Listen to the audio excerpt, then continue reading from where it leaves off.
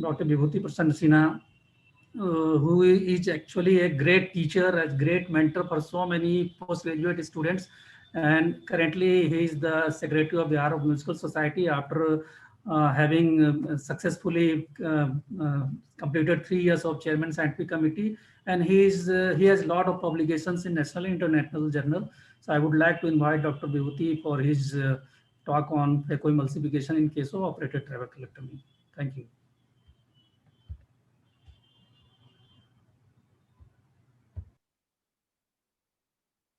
Sir, please unmute yourself. Thank you, Dr. Subhash sir, for giving me this opportunity, and AIOC, Dr.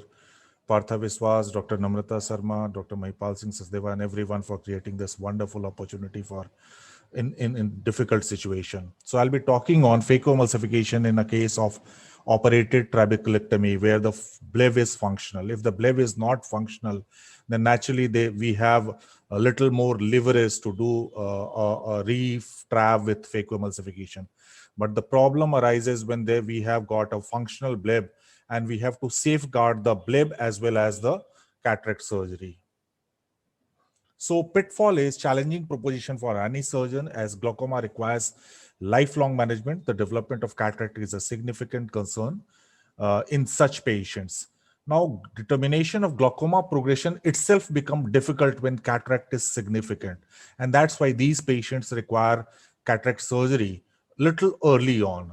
And but we also know that the most of the bleb failure occurs soon after cataract surgery. So this is a catch-22 situation where we have to do lot of lot of pros and cons to actually correctly time the surgery when we want to do the cataract surgery. Now, when we do trabeculectomy, it significantly increases the cataract formation. The major risk factor for the cataract formation is complicated postoperative course, flat anterior chamber, and postoperative inflammations. As per Aegis study, they increases the risk of the cataract formation by 14%. So we know that trabeculectomy is going to enhance or rapidify the chances of occurrence of cataract. And so it is going to come in future. Now, there are certain confounding factors also associated with that. These are the patients who have got poor endothelial count, sometimes poor pupillary dilatation, as in lot of patients of angle closure disease. Atrophy and floppy iris can be seen, shallow anterior chamber, hypotony, pre-existing jonular weakness, and a lot of complications can occur in such cases. At the same time, the post-operative time can be very turbulent also with the occurrence of uveitis or the bleb failure or the patient requiring anti-glaucoma medications. So several factors associated leads to increased risk of the loss of IOP control. Now, these are the patients, eyes with the high IOP before phacoemulsification. These are the patients where there can be chances of risk of loss of IOP control. Younger patient, advanced age is found to have good prognostic factor. So a patient operated for TRAB, operated at advanced age, will have a chances of safeguard of the bleb. Intraoperative iris manipulation or the kind of manipulation you are doing, it is going to certainly influence your outcome. Early IOP spike, posterior capsular rupture, or any complication occurring in between the surgery is certainly going to determine the outcome of the cataract surgery as well as trabeculectomy. So a proper pre-op evaluation has to be done, and evaluation of bleb function is of paramount importance, where we have to do slit lamp evaluation, anterior ASOCT can be done if it is available, or ultrasound biomicroscopy can be done to evaluate the functionality of these blebs. We have to also identify the thinner areas of the bleb, and we have to locate our incision as per the presence of these blebs. IOP measurement has to be done. A proper evaluation includes gonioscopy, and this gonioscopy has to be done to determine the patency of internal ostium also. We have to also know the extent of the optic nerve damage, or the corneal endothelial cell count has to be done to safeguard our legal issues. Corneal topography, assessment of pupillary dilatation is of very important, importance. Evaluation of the type of cataract and the lens density. B scan has to be done if it is a dense cataract to know about the posterior segment pathology, and rule out journal weakness or the pseudo exfoliations. Now, what we have to do, a preparation includes a proper pre-op evaluation. Then ideally topical anesthesia should be used. We know that retrobulbar anesthesia has not to be used since it can lead to failure of bleb or high IOP in the post-operative period. If required, we can go ahead with the peribulbar or subtenance may be used. Now, when we are going to place a speculum, try to use speculum like this one, which is having the plate to safeguard the bleb itself. Or when you place these speculum, try to be very gentle and it should be under proper observation, and otherwise it can damage the bleb itself.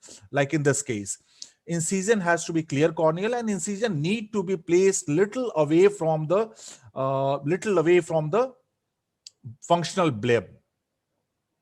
Sorry, this is not working.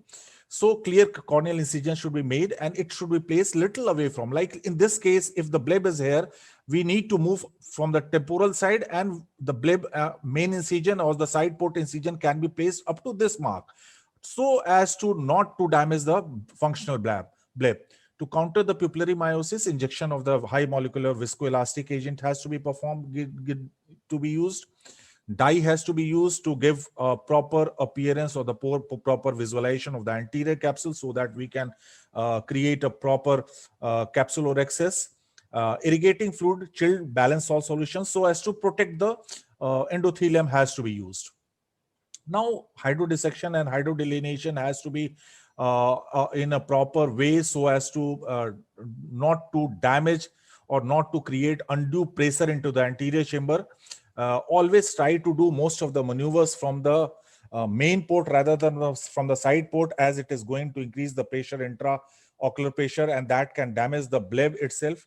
The nuclear management has to be like low bottle height has to be kept and the low vacuum setting has to be used, since these are the patients in which high flow can damage the bleb itself. Number two is, if we are using phacoemulsification, these are the patients where the anterior chamber is little shallow, but we have to try to keep ourselves into the bag rather than into the anterior chamber, since it can damage the corneal endothelium also. IOL insertion has to be in the bag implantation. A square edge single piece foldable acrylic IOL is best. Monofocal aspheric IOL gives gain popularity. In cases of PCR, we have to use this multi-piece hydrophilic acrylic IOLs.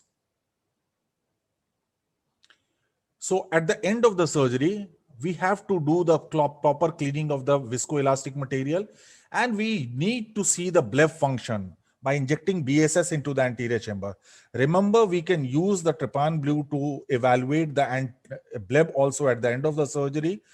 If there is any leakage into the bleb, that need to repair at the point of at the time of surgery itself. If it is a micro kind of leak, sometimes you can put the BSCL for on the bleb, and it will help you in restructure or the formation of the anterior chamber, and the bleb itself will heal. But if it is a large leak, then you may need to repair by bringing in conjunctiva from the other side. An internal revision can be performed if the bleb is not functioning fully. Then we can use the cyclodialysis spatula to go from the ab externo or from the side port and go into the sclerostomy site to release the iris tag present there. And gentle arcuate movement can help you in re-establishing the bleb function. Wound closure, we need to re-evaluate the wound at the end of the surgery. If anterior chamber is well formed and the bleb is functioning nicely without any leakage, we can leave aside. But if there is any amount of leak, it's always better to put a single suture there so as the anterior chamber doesn't become shallow during the post-operative phase, and that can lead to increased inflammation and further on failure of the bleb itself. So post-operative consideration is close monitoring of the patient has to be done. Preferably, the patient should be seen in early post-operative phase, maybe 4 to 6 hours after the first surgery, after the cataract surgery, to see if there is very high IOP or not. And naturally, on the next day, the patient need to be seen. Monitor the IOP spike. Watch out for the early signs of bleb failure. That has to be evaluated, and vigorous use of topical steroid has to be given so as inflammation is controlled and the patient bleb doesn't failure in the post-operative phase. These are few of the studies which denotes that the success rate stand from somewhere around 70 to 80% in most of these patients. So there is good amount of chances of failure of patients also. So pulse is delay the cataract surgery until the bleb has matured. So after a trabeculectomy, when the bleb is still maturing, we should delay the cataract surgery for at least 6 months, assess the bleb function before the surgery, evaluate pupillary dilatation before the surgery so as you don't fall into the trap, minimize the conjunctival trauma, stay away from the bleb, and the conjunctival trauma has to be reduced by use of the proper speculum, proper aseptic techniques, and staying away from the surgery from the bleb side. Utilize a small clear corneal incision. Aggressively treat the post-operative inflammation. These are some of the references. This is a catch-22 situation. We have to safeguard the bleb as well as the cataract surgery to attain a very good visual outcome. Thank you very much, Subhash sir, for giving me this opportunity. Thank you, Dr. Professor Vibhuti, for excellent talk. You have covered each and every aspect that you have to be very gentle, meticulous, while preoperatively planning, and then intraoperative. Extreme care is warranted, particularly in thin bleb, because I have seen I have ruptured one bleb, and I have found that with time, this active fluidics actually, if you keep the IOP very low and fluidics very less, what you have described is really very helpful during this phacoemulsification surgery.